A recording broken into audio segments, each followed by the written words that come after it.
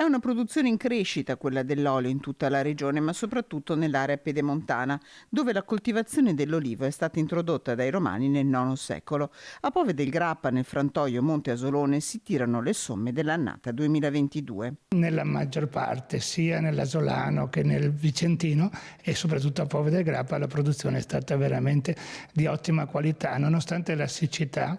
Il prodotto è risultato buono, di bassa acidità, con tutte le caratteristiche che caratterizzano il nostro olio, ricco di polifenoli e con pochi perossidi, che sono quelli che determinano la durata dell'olio. Meno sono, più vuol dire che l'olio è di qualità.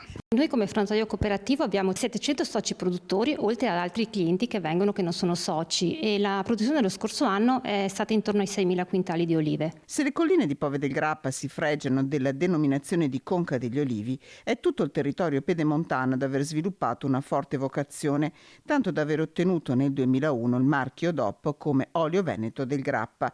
E infatti, complici i cambiamenti climatici, la produzione conquista nuove aree. Si sta espandendo verso la Val Brenta, dove ci sono delle ottime aziende che stanno producendo veramente buon olio. La zona parte dall'Asolano fino al Vicentino di produttori di olio che vengono qua, quindi diciamo che la produzione è in crescita.